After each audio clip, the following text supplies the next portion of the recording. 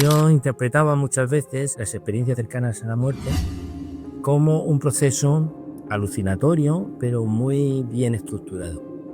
Yo esa historia tenía dos opciones: o pensar que es casualidad, pensar que sigue siendo un proceso alucinatorio complejo, o la tercera es abrir una puerta a la investigación.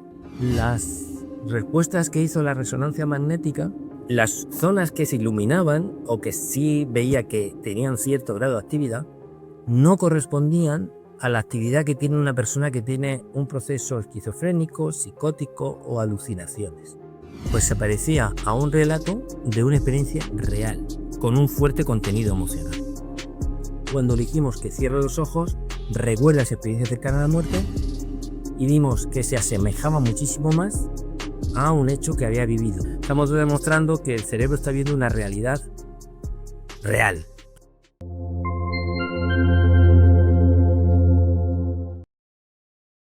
Durante años, el doctor José Alonso ha investigado una de las preguntas más profundas que existen. ¿Qué nos ocurre a los humanos cuando estamos al borde de la muerte? Médico, neuroradiólogo e investigador, lideró un estudio científico publicado en la revista Resuscitation Plus. Los hallazgos de su investigación cuestionan algunos de los argumentos más tradicionales respecto a las experiencias cercanas a la muerte y plantean una pregunta realmente fascinante. ¿Estamos realmente comprendiendo cómo funciona la conciencia? En esta entrevista, el doctor José Alonso nos explica los resultados de su investigación y por qué este trabajo podría cambiar la forma en que entendemos uno de los mayores misterios de la existencia. Bienvenidos a Lo Invisible. Doctor, muchísimas gracias por estar hoy aquí con nosotros, por aceptar la invitación. Está en su casa, doctor. Bienvenido al canal. Muchísimas gracias a vosotros. Un subdetalle contigo, Esteban, y con todas las personas que nos están escuchando.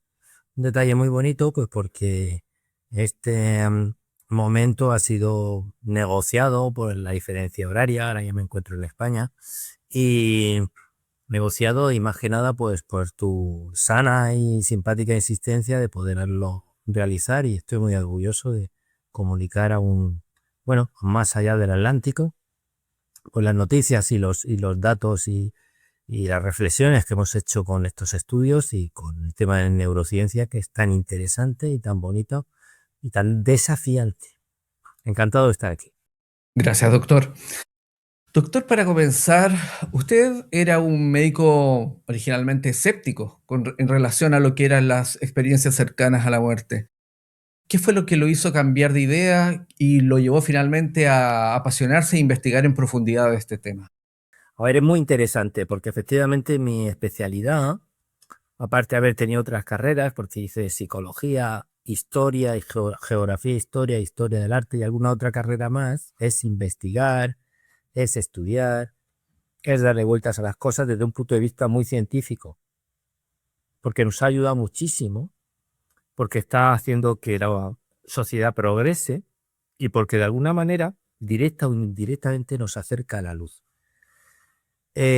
No obstante, siempre hemos sido curiosos, ¿no? Y el tema de la psicología y la psiquiatría me ha interesado mucho porque, aparte, yo estuve a punto de hacer la especialidad, pero me pareció más interesante hacer la especialidad de radiología, porque la radiología hoy en día implica muchísimo conocimiento de distintas máquinas para estudiar el cuerpo humano y el cerebro. Entonces, yo interpretaba muchas veces las experiencias cercanas a la muerte como un proceso alucinatorio, pero muy bien estructurado. Fue por casualidad, porque fui a un congreso de historia y uno de los ponentes, de los que allí estaban, pues hablaron de que había sufrido una experiencia cercana a la muerte, y luego, pues aparte, hablé con él y le dije cómo podía decir eso, cómo podía definirlo como un hecho real, ¿no? Y él me hizo un desafío, ¿no? Un challenge, que fue aquello de, bueno, doctor, investígalo. Y casualidades de la vida, Esteban, al día siguiente contó su experiencia cercana a la muerte, que había tenido un accidente, que había recordado toda su vida, que era una experiencia muy vívida, y que eso le había ayudado pues a dar conferencias sobre historias, sobre la vida. Casualmente, o no casualmente, porque dicen que hay gente que las casualidades no existen. Al día siguiente me encuentro con un paciente que veo su historial, voy a realizar una ecografía y me dice, le voy a hacer las pruebas, una prueba de abdomen, mirarle el hígado, la vesícula. Veo su historial y le digo, pues usted prácticamente debería haber estado muerto. Y me dice, sí, sí, estuve muerto. No, de hecho, tuve paradas cardiorrespiratorias porque había tenido una peritonitis, una enfermedad muy severa que difícilmente se sale. Y yo le dije, medio en broma, dije, pues habrá tenido una experiencia cercana a la muerte. Y me dijo que sí. Yo le dije, a ver, ¿me está usted bromeando? Y me dice, no, no, le digo en serio. Y dice, pues querrá decir que usted ha tenido una alucinación en la experiencia cercana a la muerte. Y me dice, no, también tuve alucinaciones. Entonces me contó una anécdota, si quieres te la cuento, me haces preguntas. Yo creo que esto sea una charla, una conferencia, más que una conferencia, una charla, una tertulia. Me contó una cosa que si era verdad, era bastante difícil de explicar, o por lo menos desde una perspectiva lógica, matemática, cartesiana, que es lo que llevamos ahora, ¿no? Y es lo siguiente. Dije, pues descríbame la experiencia cercana a la muerte. Y me dijo, y este hombre está vivo y me ha dicho que puede salir y contar su testimonio. Me dice que estuvo una época, pues tuvo una peritonitis, una enfermedad grave del abdomen, por una infección, se complicó, tuvo una parada cardiorrespiratoria y estuvo en la UCI durante 3 o 4 meses, muchísimo tiempo, y al final poco a poco se fue recuperando. Al final de su estancia le contó a su mujer pues, que había tenido de todo, alucinaciones, había tenido pensamientos de todo tipo, sueños vívidos, describía muy bien y que había tenido una experiencia como fuera del cuerpo, experiencia cercana y lo que se llamaría experiencia cercana a la muerte, que él no sabía ese nombre. Fíjate, Esteban, qué curioso, porque la mujer le dijo, mira, eso es normal que hayas tenido, eso son, no, no, no, y él le dijo, le rectificó, él le dijo, mira, ha sido tan vívido que estuve con familiares nuestros, cercanos, pasados un túnel, él lo escribía más bien como una especie de rampa donde salen los trenes o esas estaciones de trenes que se ve una luz al final. Lo interpretaba así, ¿no? Y le contó pues con qué familiares había estado. Y todos habían estado muertos, o estaban muertos, o están muertos. Pero había un detalle. Dijo, pero solo se me escapa fulanito. Fulanito es el hermano de su mujer. Y su mujer, cuando habló con él, cuando le dijo, ¿qué me estás contando? Dice, sí, estaban todos muertos menos tu hermano. Y ella empezó a llorar y le dijo, ¿sabes que mi hermano murió antes o durante tu época de UCI? Y nadie fue a visitarlo, nadie pudo establecer con él contacto porque estaba totalmente sedado. Yo esa historia tenía dos opciones, o pensar que es casualidad, pensar que sigue siendo un proceso alucinatorio complejo, o la tercera es abrir una puerta a la investigación. Entonces, como yo soy médico que intenta estudiar el cerebro, y los estudio a través de escáneres, que ahora os enseñaré, de resonancias magnéticas funcionales, estamos llegando a un nivel de evolución de entendimiento del cerebro muy fuerte, muy agudo y aparte muy bien estructurado. Ya podemos saber cómo funcionan los correlatos neuronales, podemos saber cómo distinguir un cerebro de una persona relativamente con afecto normal de un psicópata. Entonces lo bonito de esto es que dije, voy a abrir este tema, voy a estudiarlo y voy a ver qué lesiones hay en el cerebro que han permitido ver esto y otro. Porque, a ver, que han permitido que se haya producido esto.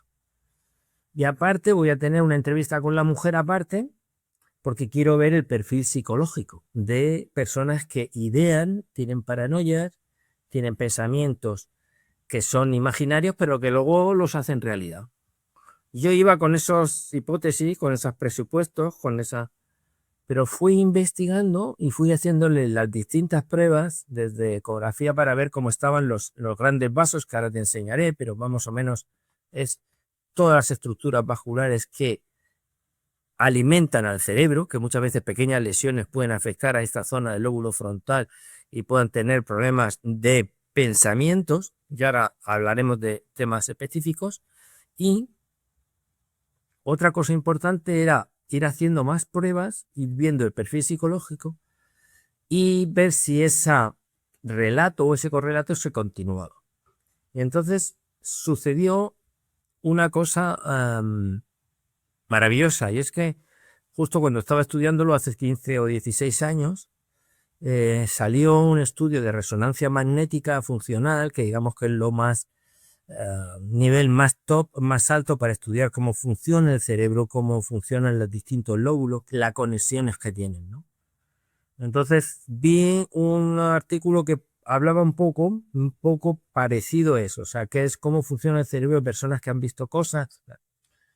Y el resumen, la conclusión del artículo era que el correlato y los relatos neurológicos que tenían eran bastante sólidos. Eran de alguna manera más parecidos como si hubieran vivido en la realidad. Estoy hablando de personas pues, que habían visto experiencias místicas, otro tema interesantísimo. Entonces, me propuse y lo hice. Y dije, voy a estudiar el cerebro hasta la última consecuencia de este hombre. Y los temas que salieron, las respuestas que hizo la resonancia magnética, una vez más sorprendían, tanto o más, pues al que estaba viendo, y yo sabía que iba a ser si lo publicaba, podía ser un choque científico. Por lo siguiente, porque las zonas que se iluminaban o que sí veía que tenían cierto grado de actividad, no correspondían a la actividad que tiene una persona que tiene un proceso esquizofrénico, psicótico o alucinaciones. No. Tampoco correspondían a personas que tenían una imaginación muy alta. No. Y tampoco correspondía a una persona que obviamente había tenido enfermedades neurológicas o infartos cerebrales en zonas donde tú procesas la realidad. Tampoco. Entonces, ¿a qué se parecía? Pues se parecía a un relato, no solo se parecía, sino que se asimilaba más bien a un relato de una experiencia real, vivida y con un fuerte contenido emocional. Si quieres, ahora te explico un poco a un recuerdo vívido, emocionalmente fuerte y con mucha impresión. Bueno, básicamente como cuando tenemos el día de nuestra boda o el día de nacimiento de nuestro primer hijo o el día que nos dicen que sí, un tema importante y muy vivido, muy impregnado en el cerebro. Si quieres, ahora te enseño las zonas cerebrales que vimos. Pero claro, en el tema científico, tú no puedes decir que porque has visto una realidad ya la haces general, tema inductivo. O sea, sino que tienes que seguir recopilando casos, recopilando pacientes, recopilando información para luego ver si esa realidad que existe o que has visto en un caso existe en otras personas y no se trata de un engaño, aunque no quiera siquiera. Entonces reunimos a 15 pacientes, bueno, en realidad fueron 22, pero pasaron en el estudio solo 15 pacientes. ¿Por qué? Pues porque algunos podían haber consumido drogas, otros habían tenido algunas lesiones cerebrales, otros el correlato de la experiencia cercana a la muerte parecía más bien una simulación, aunque ellos no quisieran, muchas veces simulamos cosas o inventamos cosas.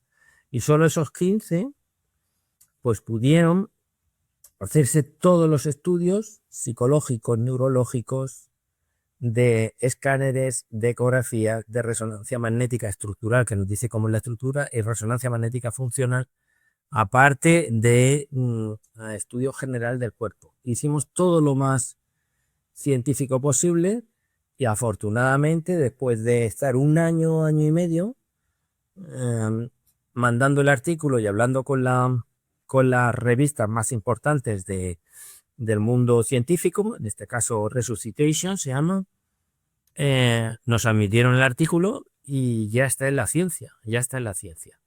En la misma revista, si hay amigos que son, digamos, están de alguna manera en conexión con este mundo de la experiencia cercana a la muerte, nos revisó, nos ayudó Sam Parnia, que es digamos, el jefe de los servicios de Nueva York, que lo que más se ha estudiado actualmente las experiencias cercanas a la muerte. Hizo un artículo muy interesante diciendo que el cerebro se comporta de una manera totalmente distinta a que podíamos suponer. El cerebro no parece que muere así, de golpe, ¿no? Sino poco a poco, y parece como que tiene una supervivencia que parece que trasciende, ¿no? Si alguien lee ese artículo, que luego lo pasaremos o luego te lo diré, que es interesantísimo porque es la primera puerta ya, una de las primeras puertas a reconocer que la experiencia cercana a la muerte puede tener un correlato no solo fisiológico, sino más allá de la realidad física. Así es, más o menos, mi trayectoria. Fue muy bonito hace 2 años, cuando empezamos a ver que esos estudios, esas personas estaban actuando de una manera cuando recordaban, porque la prueba es, obviamente no la puedes hacer cuando estás teniendo experiencia cercana a la muerte, ¿no? Porque está en la UCI o se está muriendo en su casa o donde sea y no puede traer una resonancia magnética. Pero sí podemos nosotros hacer una cosa muy interesante, que es intentar revivir esa circunstancia. Hay un tipo de neuronas que se llaman neuronas espejo, hay un tipo de neuronas que, digamos, reflejan la situación que estás recordando. La reflejan también, que a veces, y la gente tienes que educarlo psicológicamente y hacerle que, digamos, que lo asuman con un buen entrenamiento psicológico. De hecho, se hace muchas veces en terapia cognitivo-conductual, ¿no? O sea, tú estás elaborándote a tu propio cerebro que haga un relato y que lo reconozcas. Y en ese momento sabemos que el cerebro actúa muy parecido o prácticamente bastante similar a la situación. Le quería hacer una pregunta bastante quizás general, pero que las personas se pueden llegar a hacer. O sea, más allá, entiendo que hay ciertas zonas del cerebro que se activan y entiendo que es en las tomografías, ¿no? Que se puede ver ciertas zonas del cerebro que se activan, que no, y dependiendo del tipo de experiencia que tuvo la persona, se activan unas zonas u otras. Si está inventando o está recordando un hecho, son zonas distintas que se van a activar o que se van a ver, digamos, reflejadas. Pero en términos prácticos, ¿cómo uno podría definir a una persona que vive una experiencia ilusoria, una ilusión, o sea, una alucinación, a una persona que está recordando realmente un hecho vivido y real? Muy bien, pues la pregunta es muy buena y me alegro ver que pues has captado perfectamente el mensaje, ¿no? Y que nada mejor que hacerlo con una imagen para que veas qué circuitos. Aquí tengo una maqueta cerebral, si no se ve pues me lo dices. Ahora vamos a crear, vamos, un minutito. Vamos a abrir el cerebro, pero que vamos a ver. Bueno, obviamente esto es el cerebro y vamos a desgranarlo o vamos a quitar ciertas zonas para ver cuáles son las áreas que se afectan al conocimiento tanto normal, ilusorio, como al conocimiento real. Bueno, tenemos como 3 partes en el cerebro. La primera, y voy a ponerlo así, la primera es la más profunda, la que se habla del tronco encéfalo, el cerebelo, el tálamo. Son zonas estructurales profundas que hablan del cerebro, más bien del cerebro más primitivo. Ese primitivo es el cerebro, le llamamos el cerebro reptiliano. ¿Por qué? Porque gracias a él, acaba de escuchar un trueno, le han pagado, gracias a él, existe nuestra vida más primitiva. Podemos comer, podemos dormir, regula la temperatura. Es un tema muy interesante, pero sin esto nosotros no podríamos nuestros centros más principales. Luego está otro tema muy interesante que es el cerebro límbico. Es el cerebro de las emociones. Ese está localizado en una zona que está aquí lateral, que es el lóbulo temporal. ¿Por qué nuestros animales, nuestras mascotas, algunos perros, gatos e incluso algún tipo de pájaro evolucionado tienen ese cariño, tienen esa afectividad? Tienen muy bien desarrollado el lóbulo temporal de las emociones. Se llama el cerebro límbico o el cerebro del mamífero. Pero luego hay llamas el cerebro superior. Y hemos descubierto cosas interesantísimas, porque sabemos que la parte, digamos, más frontal, esta que está aquí, es la que controla nuestro pensamiento, le que da vueltas a las cosas, y la parte aquí más occipital es la que de alguna manera nos sirve de controlar lo que hemos visto, recordar nuestra memoria visual, ¿no? Hay una serie de zonas, ¿no? Entonces, sería muchísimo más complejo, pero sin embargo, si aterrizamos y podemos dar cosas de alguna manera más básicas, hemos descubierto que en las personas que tienen un proceso imaginativo, digamos que es difícil que estos ojos, que son los que ven, obviamente, al imaginar, al cerrar los ojos, este lóbulo occipital, que es el de las cosas que vemos, que hemos visto, recordamos lo que hemos visto, no se activa prácticamente, se activa poquito. Porque la imaginación intenta mezclar cosas que has visto con las cosas que no has visto, y entonces, en cambio, los sistemas centrales, los que tienen que elaborar ciertos pensamientos, y aquí en el lóbulo frontal, son los que más se activan. ¿Qué pasa con una experiencia cercana a la muerte o qué pasa con una experiencia cercana a la verdad? Pues yo le digo al paciente que aunque cierre los ojos y empiece a pensar, aquí tenemos este lóbulo occipital que se está activando. ¿Por qué? Porque si estás recordando una cosa que ya has visto, estas células, estas neuronas están preparadas para reactivarse cuando tienes que recordar algo que has visto. Entonces, fíjate qué interesante, Esteban, porque ya nos está diciendo el cerebro que actúa de una manera bastante distinta si estás recordando una experiencia lúcida, vivida, real, que se activa esta área del cerebro, frente a otra zona que has investigado, que es otra zona que es imaginativa, que está más bien en los circuitos cerebrales centrales. ¿Por qué? Porque tienes que reactivar ese pensamiento y no se basa en lo que has visto. Pero ahí es la base, porque incluso hay muchísimas más cosas. Fijaos qué cosas más interesantes y más bonitas. Por ejemplo, en este caso vimos cuando una persona tiene una imaginación, un proceso imaginativo, o incluso que es una persona que suele tener alucinaciones, la zona, digamos, del cerebro mamífero, del cerebro de las emociones, por eso los perros, los gatos o nuestras mascotas sienten tanto cuando nos vemos, cuando nos vamos, cuando tenemos contacto con ellos. En las personas que tienen imaginación no se activan porque de alguna manera no tienen, tú imaginas, pero estás imaginando una cosa controlada por ti. Cuando se trata de un proceso alucinatorio y tal, vemos que no solo no se activa, pasa esto mucho en los psicópatas. Estas zonas emocionales no se activan, no tienen emoción. Por eso no les tiembla el pulso cuando hacen una fechoría. Y lo más interesante también es que las conexiones que tiene el cerebro cuando tiene un proceso alucinatorio están distorsionadas. Digamos que la información del lóbulo frontal no llega bien al lóbulo temporal y el lóbulo temporal no llega bien al lóbulo occipital. Eso ya lo vemos nosotros cuando estudiamos las líneas neurológicas que se afectan. Pero digamos que lo crucial de aquí es que nosotros comparamos a este cerebro cuando dijimos que cierre los ojos, recuerda esa experiencia cercana a la muerte y vimos que se asemejaba muchísimo más a un hecho que había vivido. ¿Por qué? Porque le dijimos, ahora recuerda un hecho vivido, con importante impacto emocional. ¿Vale? Y ahora ten una imaginación de algo que no sea real, pero que sea estrambótico, llamativo, pues como es una experiencia cercana a la muerte, sabiendo que no es real. Y efectivamente no se iluminaban esas zonas occipitales, no se iluminaban esas zonas temporales. Y luego incluso dimos, Esteban, otro paso más, que todavía no está publicado. Aquí lo tenéis aquí como primigenia, ¿no? ¿Cómo le decís eso a los periodistas cuando tenéis cuando tenéis una noticia totalmente nueva?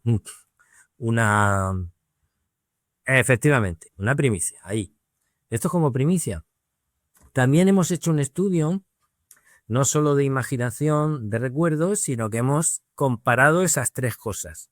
Imaginación, recuerdo real y experiencia cercana a la muerte. Entonces, estas tres cosas comparadas, todo indica que estos pacientes, ya tenemos en el último estudio 17, están formándose ese cerebro, está actuando el cerebro como si fuera una experiencia vivida, real, y aparte con otro tema muy interesante, que es con una fuerte vivencia emocional. No sé si ha quedado claro. Si tienes alguna pregunta, vamos a dejar aquí a Manolito, que ya le llamo Manolito. Y para nosotros y para la revista, así supongo que mejor, ¿no? Para nosotros y para la revista, pues fue un impacto y está siendo un impacto. Nos han llamado a muchos sitios, a congresos internacionales, en París, en Dubái, en Roma, y en Europa y en Asia bastante. Y en América todavía no, pero supongo que todavía, bueno, sí, para dar charlas, pero no congresos. Entonces, ¿por qué? Porque si se demuestra esto, con más casos, más gente, estamos demostrando que el cerebro está viendo una realidad real. Entonces, eso va a romper mucho.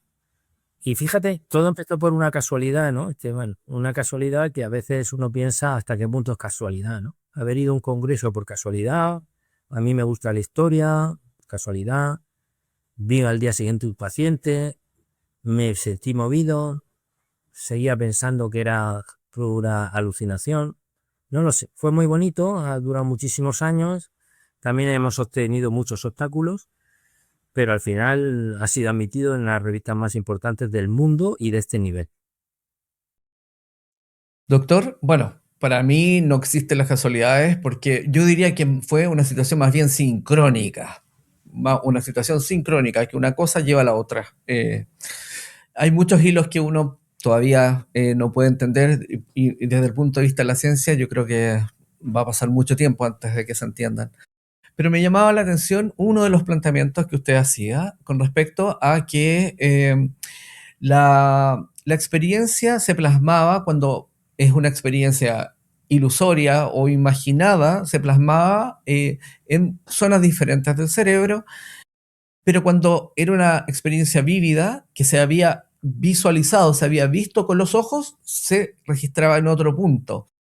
Pero lo que me llama la atención es que tal vez no tiene mucho que ver el verlo con los ojos, porque finalmente las experiencias cercanas a la muerte no son experimentadas desde la visión como la entendemos, ¿no? Porque tenemos estas experiencias extracorporales que se ve desde afuera, hay relatos de experiencias en 380 grados, que por lo mismo no serían usando los órganos como instrumento, o sea, los ojos como órganos, como instrumento, ¿no? De visión. La pregunta está muy bien formulada y además es muy científica y obviamente nosotros también pensamos en eso, ¿no? Como una cosa que se ilumina o de alguna manera funciona, ¿no? En la zona de atrás, está haciendo un correlato de lo que han visto los ojos, en el caso de la experiencia cercana a la muerte, si en el fondo los ojos no han funcionado. Pero te lo voy a demostrar con dos experimentos. Si tú eres capaz, fíjate, Esteban, si tú eres capaz de activar no solo los ojos, sino solamente la retina o las zonas cerebrales que van a través de los ojos al lóbulo occipital, si la activamos aquí, o la activamos aquí, o la activamos aquí, al final se verá y esas células funcionarán aquí. De hecho, muchas veces ahora hay unas técnicas nuevas de resonancia que activas ciertas zonas cerebrales y esas zonas cerebrales se activan como si estuvieran haciendo, masticando, comiendo o teniendo sensaciones. De alguna manera, el cerebro parece que es un receptor. Entonces, y pasa también, la segunda cosa pasa también en algunos ciegos que ven. O sea, el hecho de que tengas ojos es verdad que te ayuda a verlo, pero no siempre esta parte del cerebro está hecha para que los ojos, o no solo está hecha para que los ojos transmitan información. Voy a ponerte otro ejemplo. Si esta persona fuera ciega, pero fuera capaz de alguna manera de ver por otros instrumentos o otros nervios que pusiéramos cerca, al final el correlato, la zona cerebral occipital, seguiría iluminándose. Es como si tú necesitaras un instrumento para recibir. Pero si eres capaz de recibir algo directamente desde fuera para ver, para interpretar ese cerebro, pues sería maravilloso. Te voy a poner otro ejemplo también interesante, porque la pregunta obviamente es compleja y nos la planteamos nosotros. Cuando nosotros nos dimos cuenta que efectivamente muchos de los correlatos o de las zonas que nos hablaban, se iluminaba esa zona occipital, nosotros hicimos a los pacientes que abrieran y cerraran los ojos. Y cuando abrieran y cerraran los ojos, nosotros descubrimos una cosa que no está puesta todavía en el artículo, pero que es muy llamativa. ¿Sabes lo que hacía cuando una persona, voy a quitar los ojos, y le digo, recuerda, y ahora lo pueden hacer todos nuestros oyentes, ¿no? Les dices, cierra los ojos y recuerda lo que viviste hace una semana cuando estabas jugando con tus sobrinos, tus primos, lo que sea. Cierra los ojos y vemos un movimiento en los ojos. ¿Qué está diciendo? Lo mismo que cuando tenemos sueños REM. Estamos viendo una escena y los mismos ojos están yendo para un sitio o para otro porque estoy viendo algo arriba, estoy viendo algo abajo, y vemos que había un movimiento ocular bien definido. Por tanto, lo que está diciendo es que hay algo de la experiencia cercanas a la muerte que, digamos, atraviesa los ojos o atraviesa las primeras instancias de captación sensorial y se inscriben en la zona donde funciona el lóbulo occipital, donde funcionan los pensamientos recordados con el ojo. No sé si lo he explicado bien, es un poco complejo, puedo poner ejemplos normales, pero de alguna manera está hablando de que ese cerebro está siendo el receptor de una información que ha venido, digamos, como si hubiera otros ojos desde otra realidad o una forma de ojos o una especie de captación de ojos. O sea, ese fenómeno explicaría fenómenos como la visión remota, por ejemplo, el caso de Ingo Swann, que hay mucho estudio al respecto, explicaría la clarividencia, explicaría fenómenos como la visión extraocular, que también lo investigó el doctor Greenberg en algún momento. Y desde ese punto de vista, ¿qué piensa usted? Desde ese punto de vista entenderíamos que la conciencia ya no radica específicamente en el cerebro, sino que sería no local, estaría en otro punto y que el cerebro sería un mero receptor de esa conciencia, ¿no? Y decodificador. Muy bien. Sí. Tenemos un investigador aquí que, digamos, que trabaja en el CSIC, que es, digamos, el órgano más importante de investigación que hay en España, muy relacionado con los órganos de investigación de Alemania, de Inglaterra, de Europa, ¿no? Ahí está España y luego pues hay una unión en científicos. Y está escrito incluso en Nature, acaba de publicar, y precisamente está hablándose de una cosa que ya se está, ya no es un murmullo, ¿no? Ya son palabras más altas, que efectivamente el cerebro está actuando muchas veces como receptor y muchas veces como una especie de receptor que no solo necesita un mecanismo físico que es física, que puede ser físico cuántico, ojo, que ahí nos podemos meter también en otro tema muy interesante, sino que también, y no es un receptor solo mecánico ni químico, sino que parece que hay de alguna manera otro tipo de transmisión. Yo voy a dar un ejemplo muy significativo. Es verdad que el cerebro está proyectado, la mayoría, el 90%, el 80% del cerebro, aunque entendemos muy poquito, entendemos yo creo que un 10, un 15, un 20% del cerebro superior, está orientado a distintas funciones. El lóbulo parietal, que es esto, muchas veces está relacionado con los movimientos. Yo sé que cuando a una persona le pido que mueva el brazo izquierdo, esto se está activando esta zona, ¿vale? Cuando yo le digo que piense algo, reflexione, la corteza prefrontal, dorsolateral, ventromedial, esta nos ayuda a reflexionar. Y esta zona, a ver, ¿de acuerdo? Incluso las zonas de enamorarse están muy en relación también con el sistema emocional. Pero hay una cosa, Esteban, que sorprendió también y fue de un artículo. Es, efectivamente, el cerebro está hecho para algo. Pero cuando sometemos a una persona que recuerde una experiencia mística, una experiencia espiritual, creíamos que se iba a iluminar también otro como la imaginación. Y no.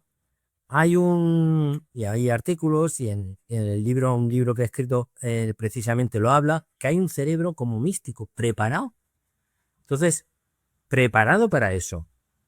Cuando yo digo que esta persona haga meditación, hable de alguna experiencia mística que ha tenido o religiosa, no funciona como si fuera alucinatorio, funciona de una manera especial. Y hay puntos del cerebro que si se activan, ves alucinaciones, de alguna manera alucinaciones o experiencias místicas. Fíjate qué bonito porque aquí viene la pregunta, ¿no? Decimos, si queremos solo en un mundo físico, el problema que nos enfrentamos los científicos hoy en día es el siguiente. Es lóbulo occipital para ver, lóbulo parietal para moverse, lóbulo temporal, emoción. ¿Vale? ¿Y para qué? Siempre hay un correlato de fuera. Porque yo veo fuera, ya se activa este lóbulo. Porque yo me muevo y se activa este lóbulo. Y el cerebro está preparado para esta vida. ¿Pero por qué tenemos un cerebro espiritual? ¿Para perder neuronas? La naturaleza no pierde neuronas. Entonces, está saliendo una serie de cosas que has comentado, la doble visión, la visión remota, que podrían ser perfectamente la causa de esto. Este cerebro es capaz de recibir esa transmisión y convertirla en un correlato real científico, real físico que explique cosas que no se pueden explicar. Es maravilloso, es interesantísimo y la ciencia ahora yo creo que ha sido un poquito este boom de física cuántica que está demostrando de alguna manera que somos, yo no sé física cuántica, pero sí es verdad que la resonancia magnética por el mismo magnetismo funciona con física cuántica y nos está dando explicaciones de cosas que creíamos que antiguamente era magia o eran fenómenos espirituales o solo reservados a la religión y no, está dando un vuelco interesantísimo.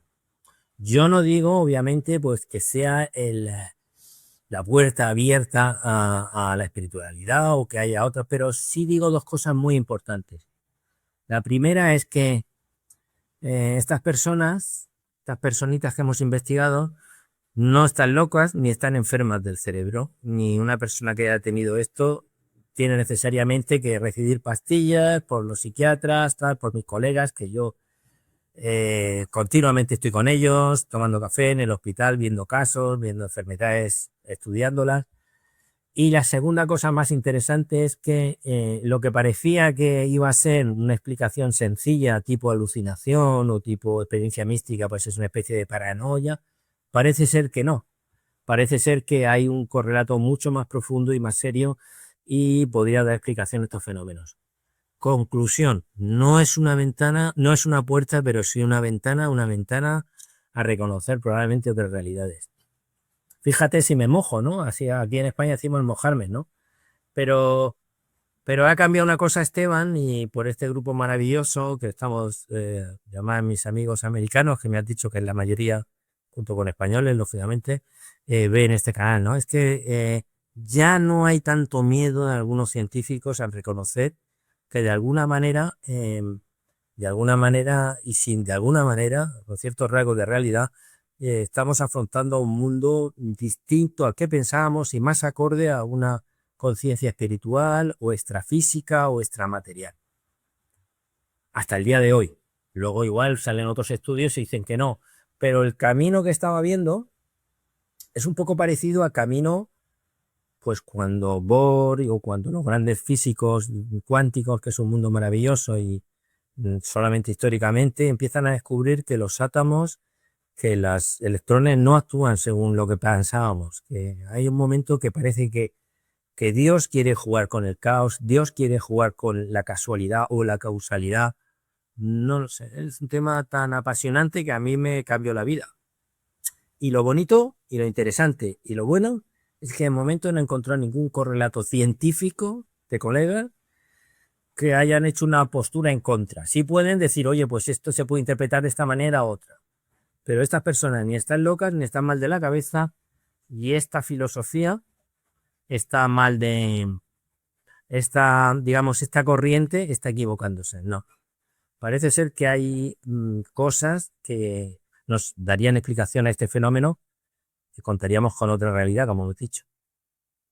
Sí, muy interesante lo que nos plantea. Ahora, lo que me llama la atención es la cantidad, es cómo se ha ido abordando el tema, cómo se ha abierto la comunidad, incluso la comunidad científica, a darle otra interpretación, porque por muchos años se asoció siempre con alucinaciones, producto de hipoxia y otros tipos de problemas, fármacos y demás.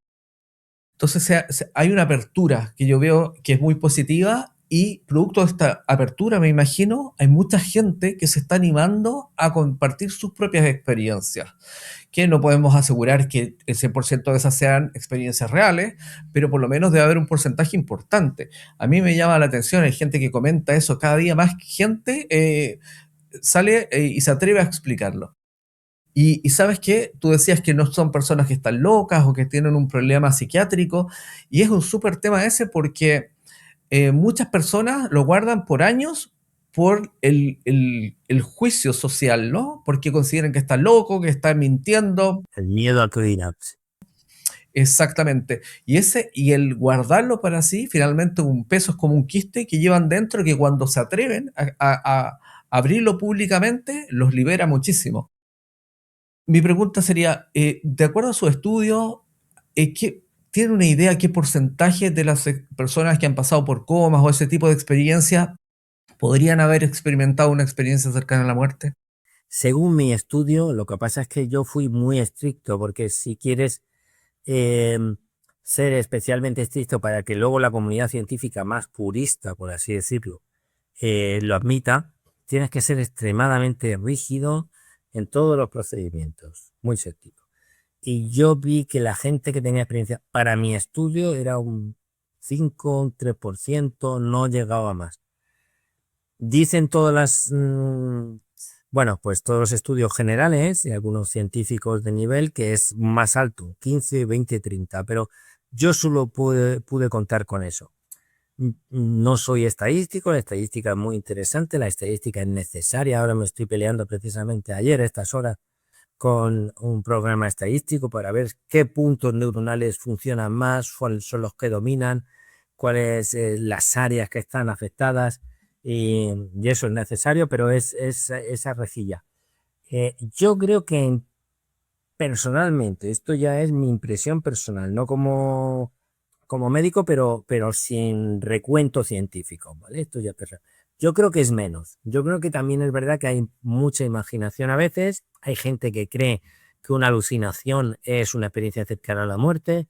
Hay gente que ha tenido recuerdos muy fuertes en esa época y lo atribuye a eso. Yo creo que la experiencia cercana a la muerte es mucho más profunda, más seria, y de alguna manera es más difícil de definir. No obstante, existen escalas científicas hechas, ¿eh? Una es de Grayson, que es la que seguimos nosotros, que tiene que seguir una serie de ítems que sean aceptados, que sean experiencia extracorpórea, que sea una situación de, de que hayan recordado toda su vida, pasen por el túnel, una serie de cosas muy definidas, ¿de acuerdo?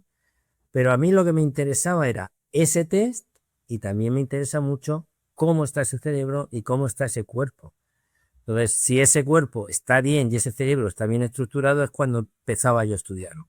Quiero decir que mi casuística es menos, porque he intentado recortar lo máximo para ir al diamante en bruto, por así decirlo. Pero aunque sea un 3 o un 5% de la población, es muchísima gente, con los millones de personas que hay en el mundo, millones de personas que han pasado por experiencias cercanas a la muerte. Hombre, está clarísimo, está clarísimo. Bueno, y hay otra cosa interesantísima, Esteban, si me permites, es que yo he observado cosas tirando de este mundo cuando la gente se abre su corazón o su cabeza. He hecho cosas que lo comenté, bueno, he escrito en artículos, en el libro que escribí, en todo esto, cosas increíbles comentadas por colegas. Yo estoy en un programa que se llama Cuarto Milenio en España, que es el número 1 visualizado, y además lo hace siempre este programa con con mucha severidad científica y bien contrastado. Y hay una cosa que es impresionante, dos cosas que son impresionantes. Es que las experiencias cercanas a la muerte no nacen y mueren en las experiencias cercanas a la muerte. Es que hay gente que su psicología les cambia, su forma de ver las cosas, e incluso son capaces de ver cosas que para mí me parecen increíbles. Pero si hay dos capítulos importantes, si quieres lo tratamos luego, es el tema de, para mí, lo que son las almas más puras, entre comillas, las que no te pueden mentir, que son las de las mascotas, cuando ellas parecen que sienten o ven cosas distintas, y la de los niños, sobre todo cuando están próximos a la muerte. O sea que el mundo de la experiencia cercana a la muerte, siendo muy interesante, siendo muy importante, pero no acaba ahí, sino que ese cerebro, ese cuerpo, esa realidad, o esa alma, o esa conciencia, cambia e incluso en circunstancias cercanas a la muerte, también o próximas a la muerte parece que cambia. ¿Qué hay de las personas, que esto ya he visto ya en muchos casos, que están próximas a morir, que recuerdan a familiares que han muerto, que vienen a recogerla? Esto está escrito en todas las partes del mundo. ¿Qué hay de niños que van a morir y que dicen que han quedado con unos amigos y se lo dicen a sus papás, a sus padres, les dicen: papi, no os preocupéis, que han venido amigos a verme, a recogerme y que nos veremos en un tiempo, pero yo voy a jugar? Los padres alucinados, hablando con oncólogos, los oncólogos: no os preocupéis, esto va a pasar, si pasa dentro de algunos meses o años, pero está controlado. Y pasar justamente a la semana cuando vaticina al niño. Una cantidad de cosas de ese mundo que parece que está hablando otra realidad, si no a gritos, por lo menos ya en una voz clara. Fíjate qué interesante, ¿no? Hemos empezado con experiencias cercanas a la muerte, pero no podemos olvidar el bistec tiene que estar con la ensalada. O sea, no podemos quitar de un sitio para otro. Cuando tú has dicho, yo digo ese 3 o 5%, igual es el 20%, pero no solo la experiencia cercana a la muerte, sino lo que se mueve en ese mundo, ¿no? El mundo que puede ser, que es, de alguna manera, otra realidad. Es interesante también la cantidad de casos de personas que han vivido experiencias cercanas a la muerte y después manifiestan tener ciertas capacidades que no tenían previamente, sensibilidades psíquicas, intuitivas profundas, a veces tienen experiencias premonitorias y que empiezan a desarrollarlo sin ellos proponérselo. Es como si vinieran con una maleta con instrumentos o con herramientas que no tenían, no contaban previamente o no sabían que contaban con ellas y las empiezan a vivir. Es un porcentaje no menor de personas que viven eso, ¿no? A ver, ese tema también es especial y es simplemente maravilloso, ¿no? Que es sobre todo hasta qué punto el cerebro tiene capacidades que están ocultas o que se han ocultado. Entonces, otro tema muy interesante es el tema de la poda neuronal.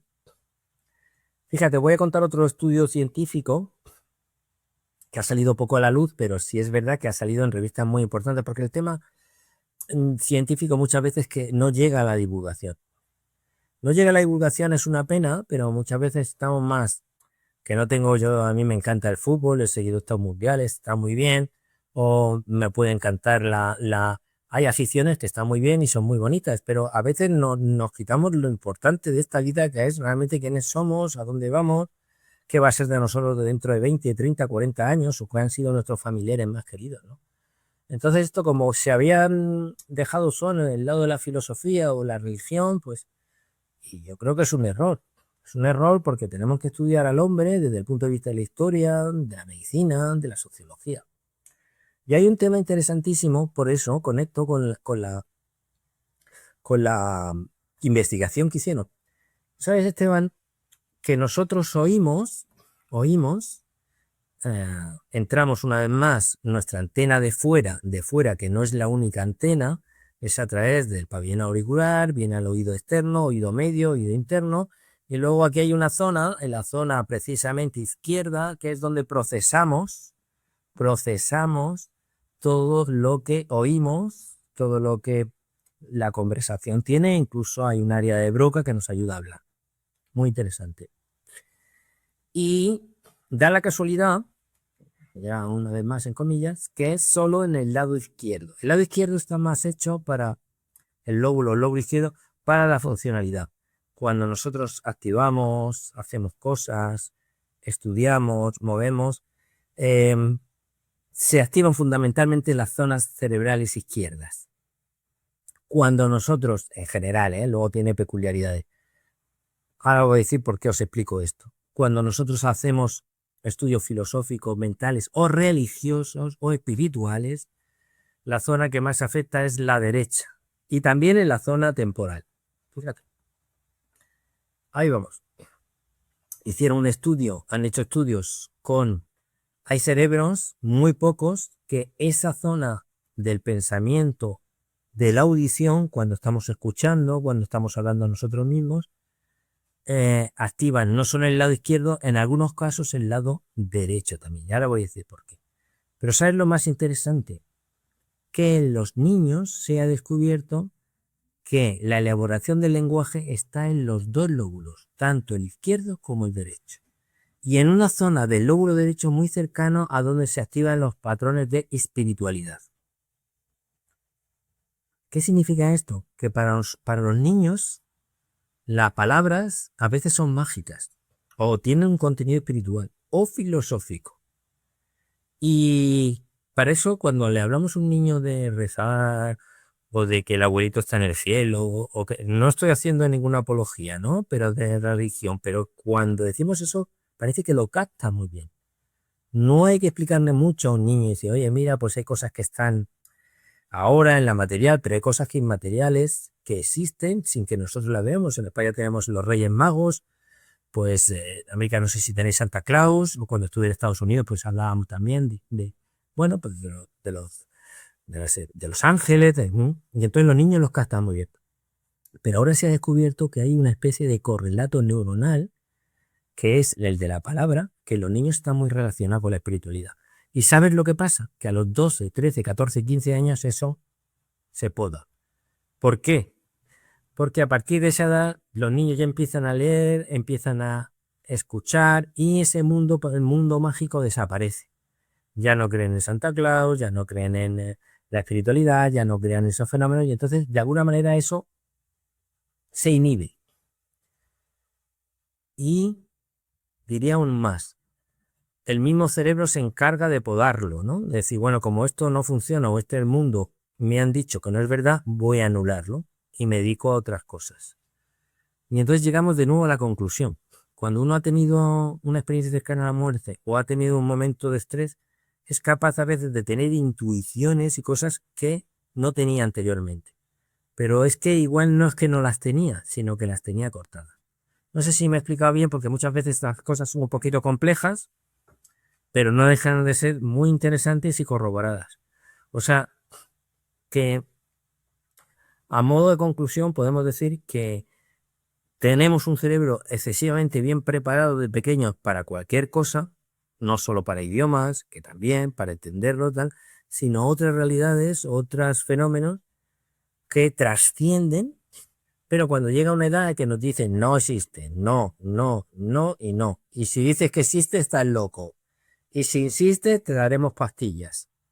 Bueno, lógicamente, uno vive prisionado, ¿no? Hemos pasado una época que era siglos anteriores muy religiosa, a épocas que ha sido prácticamente todo agnóstico, no creer y tal, hasta que no sé, hasta que la física cuántica o fenómenos como este, como experiencias cercanas a la muerte, ¿no? Están dando correlatos que dicen, oye, igual es verdad que hay un más allá. No solo Valparaíso o, o zonas lejanas del universo, ¿no? Sino que pueden estar aquí y pueden ser otras energías. Claro que sí. Bueno, de hecho, los niños muchas veces manifiestan tener ciertas capacidades que los adultos no, pero cuando tienen como referente a sus padres, que son un referente para ellos, y les dice que no es, finalmente ellos mismos entienden que o aceptan como eso como una verdad, aunque ellos lo vivencien de otra forma. Sin ir más lejos, en mi caso, desde niño siempre escuchaba gente que hablaba, mi mamá me llevó al psiquiatra, gente que me hablaba, pero no había gente.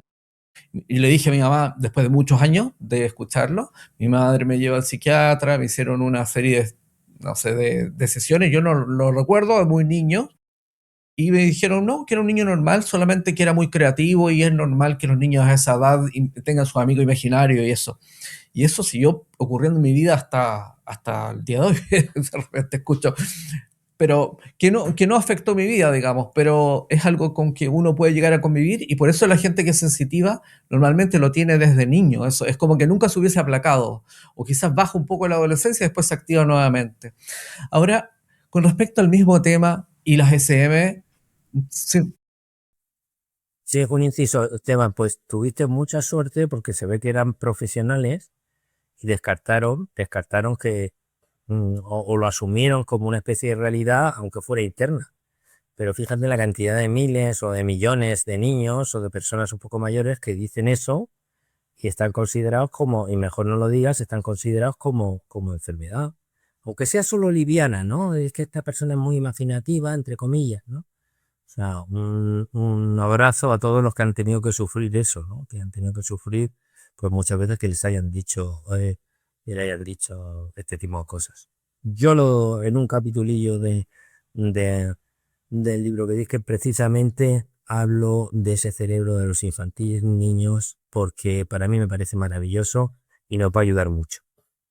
fíjate que puede haber influido el hecho de que cuando ocurría mi infancia, digamos, y esta situación, yo vivía en Brasil y en Brasil tienen una apertura bastante grande en estos temas. Lo que tiene que ver con lo espiritual, quizás eso pudo haber sido un factor determinante para que las personas que evaluaron dijeran que no, que era parte de la imaginación, algo normal de los niños, que no tenía ningún trastorno psiquiátrico, entonces no me etiquetaron. Básicamente yo seguí, mi mamá quedó tranquila, ya, Esteban solo es creativo, inventa lo que está diciendo, y yo seguí escuchando gente que de repente me hablaba cuando yo estaba muy tranquilo, empezaba a escuchar gente que hablaba entre sí o me hablaban a mí. Pero no, más allá de eso no pasaba. Muy interesante, muy interesante. Doctor, hablando, refiriéndonos a los niños, ¿qué pasa con las experiencias cercanas a la muerte y los niños? Hay registros, por lo que yo entiendo, hay un mayor porcentaje de niños que manifiestan haber vivido una experiencia cercana a la muerte. ¿Tiene alguna información al respecto? A ver, yo tengo información, lo que pasa es que no lo he admitido en mi estudio por dos cosas, porque obviamente es un tema más delicado, no es un tema que tienes que involucrar a los padres con sus hijos son muy celosos, obviamente, y tienen miedo. Sí lo he hecho con adolescentes y con personas que pues han tenido esa vivencia de niños y sigue ese correlato, y sigue vivo de alguna manera, sigue muy bien. Pero sí es verdad que yo he tenido varias conversaciones con psiquiatras, que estoy muy cercanos a ellos, con psicólogos también, con colegas psicólogos, que hablan que los niños han tenido más que correlato de experiencias cercanas a la muerte, que son experiencias cercanas a la muerte, pero la viven de una manera especial. O sea, ellos ven de una manera especial otros seres de luz, otras circunstancias. No digo que sean distintos, pero que ellos los interpretan de una manera más distinta. Pero la pregunta de oro es, ¿quién interpreta mejor? ¿Un niño o una persona mayor? Porque en el fondo nosotros hacemos un correlato de lo que vemos. Si ahora mismo fuéramos a la luna y viéramos una especie de roca moviéndose, pensaríamos que es el primer animal que vemos en la luna, porque esa es nuestra interpretación. Igual puede tratarse de otra cosa distinta, ¿no? Mira, es un tipo de roca que se mueve por las energías, ¿no? Fíjate, te voy a contar una anécdota para mí reveladora, ¿no? Y te lo he comentado antes, os lo he comentado antes. Hay dos tipos de cerebro más puros que se pueden investigar. Uno es el cerebro de los niños y otro el cerebro de las mascotas. A mí me sometieron en este programa de televisión, dijeron, bueno, ¿qué pasa con las casas que se dicen que están encantadas? ¿O qué es ese fenómeno que...? Porque ese fenómeno existe. A mí cirujanos totalmente agnósticos, totalmente ajenos al mundo espiritual o del más allá, todo. Me han llamado, me han dicho, oye, sé que has tenido un contacto con esto, mira, en mi casa no paran de moverse cosas, encenderse, apagarse luces, todo fue a raíz de la muerte de mi vecino, no sé, esas son otras cosas, ¿no? Entonces a mí me hicieron un experimento en una televisión, en vivo, un falso directo, lo vio 2 millones de personas en España, de 2 a 4, pero vamos, y luego en Hispanoamérica también lo vieron muchísimo en los canales, y me sentaron en el sitio donde había esos fenómenos. Entré en esa casa, estuvimos 1 hora, y yo no sentí, ni olí, ni nada. Pero luego vi un chico que es muy sensitivo y dijo que sí notaba. Pero lo que me llamó la atención es que traje unos perrillos pequeños, un bichón maltés, un chihuahua, y les dejé el experimento, les dejé un poquito de comida en las distintas habitaciones. Pues iban como locos porque tenían hambre y les encanta comer, a comer en distintas habitaciones, exceptuando esa habitación, que no se atrevían. Entonces, yo que no sentí nada, yo estoy seguro que un niño, en ese caso es difícil, y en este caso las mascotas notaban algo distinto. Ese algo distinto, una vez más, puede ser un fenómeno magnético, electromagnético, un cambio de flujo de temperaturas, que se nota, lo que sea. Pero ya hay una base muy importante.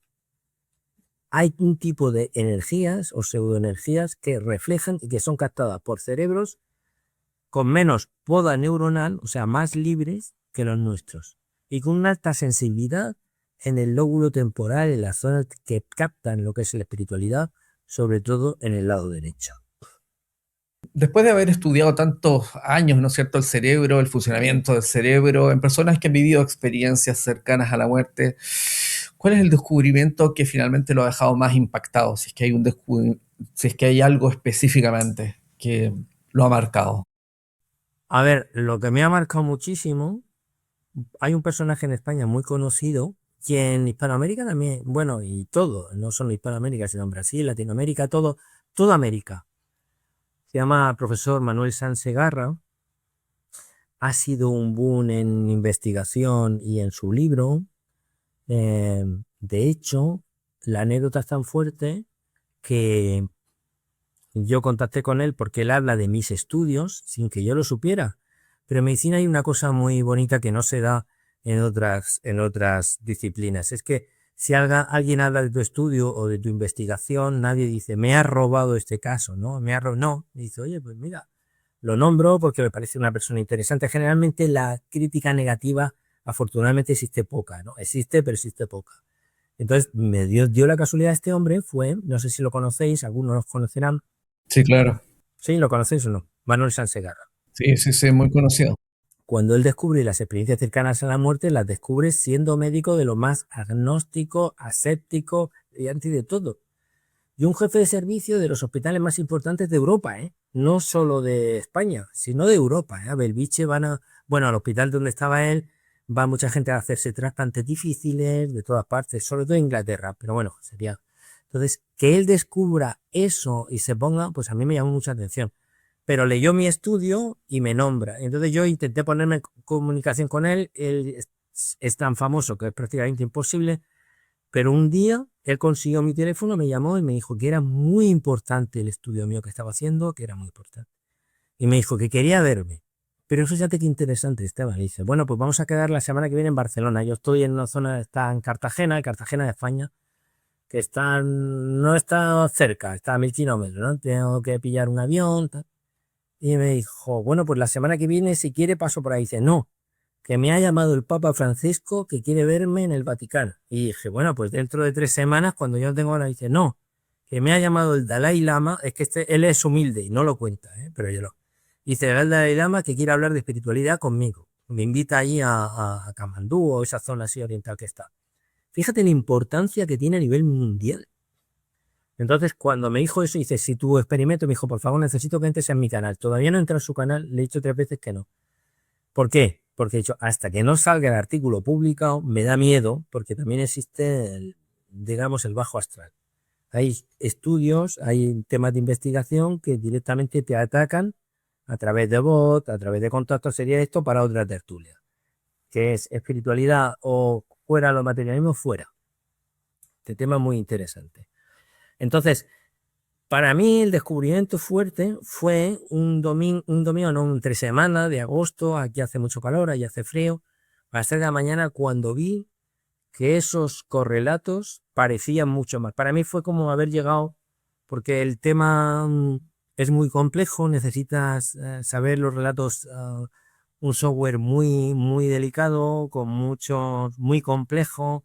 Tuve que utilizar una IA de muy alto nivel y muy cara, porque si no se confundían y aparte las resonancias magnéticas que utilizamos tienen que ser de muy alto campo. Dio la casualidad que yo era el jefe de servicio y entonces pude concretar unas horas con personas, todo eso, hacerlo bien, traer a los más especialistas de Madrid, tener contacto con un médico de Nueva York y de New Jersey y poder hacer eso, es muy delicado. Y era como mandar pues astronautas a la Luna por primera vez, que supongo que sería complejísimo. Y la primera vez no me salía nada el resultado, parecía que todo el cerebro estaba loco y que luego tal. Y poco a poco fui afinando viendo eso. Ese momento que fue a las 3 a las 4 de la mañana, que mi familia ya estaba desesperada para mí fue un momento mágico. El poder descubrir, Esteban, que una persona no, de ese tipo no estaba no solo, no estaba loca, sino que estaba actuando como si fuera una realidad vivida, ha sido los momentos más emocionantes, ¿no? Yo creo que el tema divulgador es muy bonito, la labor que hacéis vosotros es muy bonita. Yo no me dedico mucho a la divulgación, solamente que participo de vez en cuando en un programa y hablo cosas exclusivamente del cerebro, aunque sea cerebro en situaciones límite, como las ECMs, o en situaciones de cerebros que son capaces de ver cosas que nosotros no sabemos, pero eso para mí es científico, muy científico. Pero ese momento de descubrir y decirle a una persona, mira, no estás mal de la cabeza, no tienes una alucinación, parece que tu cerebro está perfectamente. Para mí fue, yo creo que fue el momento de decir, bueno, yo he colocado a un astronauta en la Luna, ahora tiene que volver a casa, ya veremos cómo vuelve, pero es conseguirlo. Yo animo, a través de tu canal, si me dejas, a que la gente investigue, que no se dejen llevar por lo que dicen, por lo que pensamos, incluso aquí, a que investiguen sobre mí, si realmente soy un médico, si he publicado, si se llama hoy en día con las redes fácil, si lo que digo se acerca más o menos a la realidad, ir a las fuentes, no ir a la opinión general. Y eso nos dará luz, y la luz nos da verdad. Por eso lo que me has comentado es ese. Yo creo que quizá ese momento, ¿no? Ese momento, porque es cierto que lo que te cuentan son cosas increíbles, ¿no? A mí que me encanta la arqueología, pues el momento de Carnarvon cuando le dice a Howard Carter cuando está viendo en la tumba de Tutankamón, para los que les gusta la egiptología, ¿no? Dice, ¿qué está usted viendo? Y dice cosas maravillosas, ¿no? Y entonces tú ves cosas maravillosas del cerebro, ¿no? Niños que dicen, ¿no? Un padre que te dice, es que este hijo mío está hablando de mi abuelo, que era exactamente igual. Entonces no sé qué medicación darle. Y digo, pero vamos a ver, no le dé usted medicación, déjelo, porque lo hicieron contigo. Esas son cosas maravillosas. Pero una cosa muy especial es que tú puedas poner tu grano de arena o tu simiente o tu piedra angular para fomentar un estudio en que puedan descubrir pues lo que descubrieron los grandes. Yo me siento muy humilde y no he hecho gran cosa, pero descubrir los grandes científicos de la física cuántica o gente que está demostrando pues que bueno, el tema este de las aulas, son médicos que están investigando y se están atreviendo a ver qué cosas son, digamos, tan bonitas, tan interesantes, pero que no han sido estudiadas profundamente. Pero hay tantos milagros o hay tantos cambios en la sociedad que parece que hay otro mundo de la realidad detrás. Para mí eso me parece lo más interesante de este mundo, aparte del amor, lógicamente. Completamente de acuerdo. Sí, finalmente es como dar a luz, ¿no? Es como estar como viviendo una experiencia de gestación y finalmente das a luz. Es como bonito, bonito. Después de tantos años investigando todo lo que tiene que ver con el cerebro, la estructura del cerebro y la muerte y la conciencia y cómo funciona, digamos, todo esto, finalmente, ¿qué concepto tiene usted de la muerte? Puede ser algo, una opinión personal. ¿Qué cree que ocurre después que nosotros morimos? A ver, yo diría tres cosas fundamentales. La primera, la base como científico general, es que no podemos cerrar la puerta, ni la ventana, ni todo nada, a una realidad tan severa, podría ser cruel en algunos casos, pero tan real que es la muerte. Que estamos aquí, estamos de paso, vamos a salir. Entonces tenemos hoy en día un arma cada vez más fuerte, que es la ciencia, que es una ciencia que se está abriendo, que está teniendo ya, dejando ciertos prejuicios, y eso nos va a dar pues una luz, un foco, que no, quizá no llegaremos al porqué del porqué, pero sí vamos a llegar a cosas interesantes, importantes, y que nos puedan arrojar una visión distinta. La segunda es como científico. Como científico, puedo decir, a través de los estudios cerebrales, a los estudios de resonancias y de la gente que he visto y todo, sí puedo decir que afortunadamente, y lo puedo decir sin comillas, afortunadamente y desafiantemente, si se admite ese término, nos está dando una serie de descubrimientos, sobre todo en el tema de las ECMs, de gente que ve cosas, alucinantes para un mundo que fuera solo material, ¿no? Como nos están descubriendo en el tema de la física cuántica, que haya multiuniversos, que haya miles de millones de Don Stevens por ahí haciendo sus podcasts y sus cosas, o miles de millones de Dr. Alonso. Hasta hace poco eso era una cosa de ciencia, no solo de ciencia ficción, sino de locos, ¿no? Entonces, si es verdad que la ciencia nos está dando cosas como diciendo, bueno, ¿cómo es posible esto? Que haya un cerebro espiritual, que haya un cerebro capaz de recordar igual una experiencia cercana a la muerte con una visión, ¿no? Eso es otra puerta impresionante. Y la tercera, ya como persona, como ser humano, un ser humano compuesto de cuerpo, yo creo que probablemente también de alma, para mí es, digamos, que debe ser la razón de nuestra vida, porque la razón es el amor, el querer a la gente, que te quieran. El amor empieza con el cariño y cercano, ¿no? Y ahora, gracias a Internet, pues podemos establecer con nuestra comunidad americana. Yo he vivido en Estados Unidos y tenéis una visión en América un poquito más abierta, igual en Europa más cerrada, con lo que has comentado de Brasil. Pero yo sí creo que como persona humana todos tenemos que luchar para acercarnos a dos cosas. Una es, sabemos que el camino del amor, del cariño, si no hubiera sido por el cariño que he tenido los pacientes, a saber que, bueno, que estas personas decían que ellos se sienten muchas veces, ¿no? Se sienten como apartados o por haber tenido esas visiones. Ese cariño les ha ido mucho. Y la segunda cosa es la luz, pero no la luz de tener un parto de luz, ¿no? Sino acercarte a la luz, y la luz es la verdad.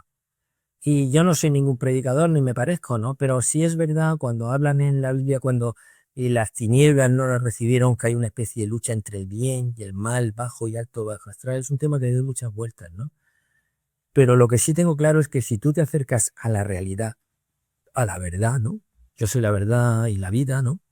Que dijo Jesucristo, pues sí es verdad que la luz te está arrojando más paz, más conocimiento y de alguna manera más amor. Otra cosa es que al final, cuando hayamos muerto, no haya nada o sí hay algo, que yo creo que sí hay, porque de alguna manera ya se está viendo que y no hay nada que lo impida, sino al revés. Pero que eso es el gran desafío, y el desafío son dos cosas, el conocimiento y el amor. Para mí es lo más interesante que podemos hacer a nivel humano, científico y a nivel general en la sociedad. Claro que sí. Escuchándolo me vino el recuerdo de una entrevista que le hice a una persona que tuvo una experiencia cercana a la muerte y me dijo, una persona de España precisamente, y que me dijo que lo primero y único que le preguntaron, lo primordial fue, ¿cuánto has amado? Esa fue la pregunta que le hicieron cuando llegó al otro lado, digamos. Fíjate, fíjate, ahí está la clave. Ahí está la clave, es muy interesante. Se nos abre un mundo muy bonito. Fíjate qué bonito decirle a mis pacientes, porque yo trato muchísima gente con cáncer, ¿no? Que es ahora digamos, la plaga actual y lo malo que es, pues saber que tienes toda una vida por delante y se te trunca con un cáncer o con un ictus, que ha ocurrido mucho ahora con el COVID y con las vacunas también. O sea, ha habido todo una especie de cambio de salud y ha bajado el índice de esperanza de vida en algunos sitios, ¿eh? Entonces, qué bonito sería no solo dar esperanza, sino saber que hay esperanza. Y lo más bonito todavía es que parece que estamos viendo esa luz.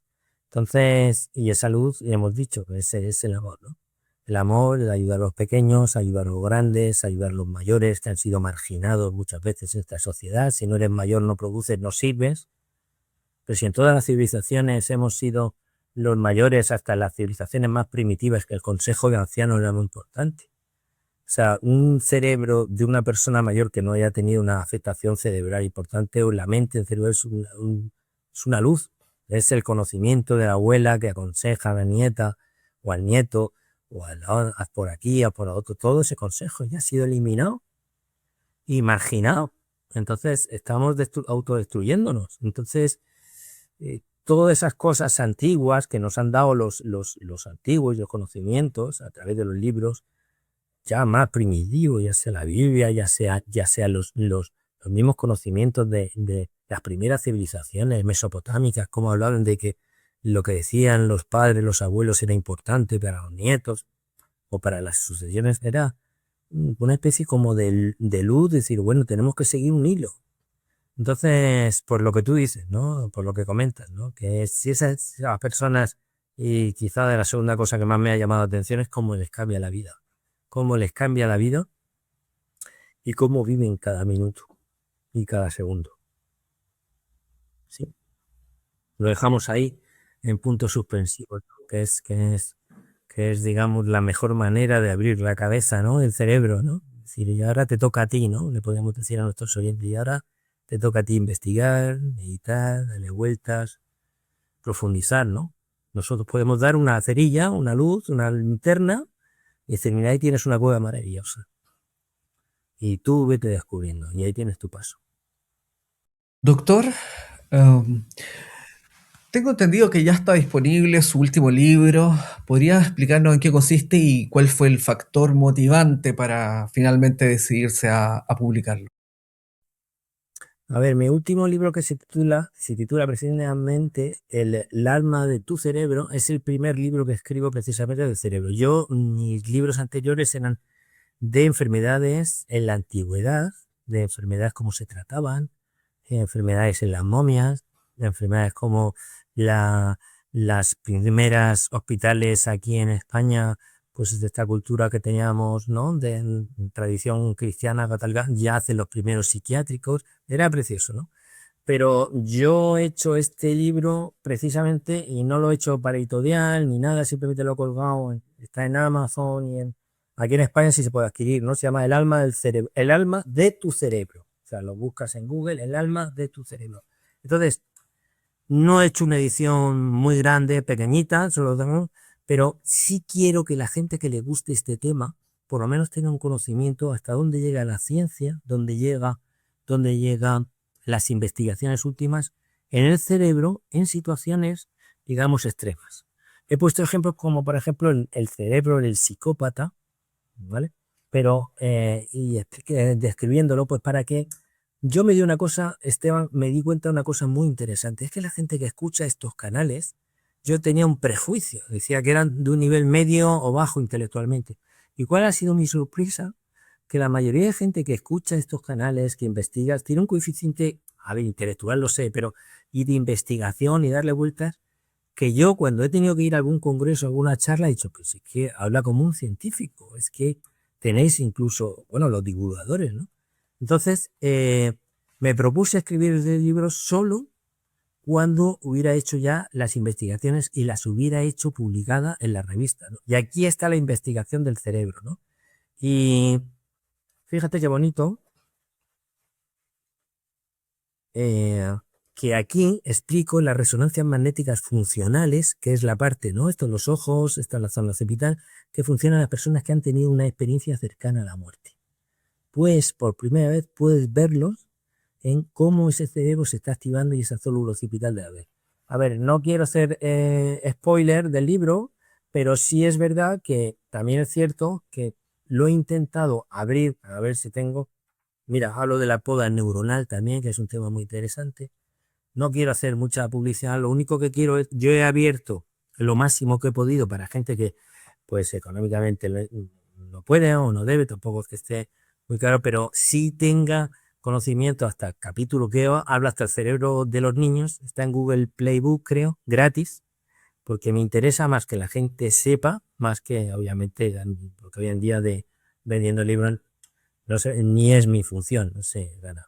Pero sí es verdad que he intentado abrirlo, te dejan siempre una parte para que lo podáis ver gratis, en la mayoría una parte hasta el 50 o 40% del libro.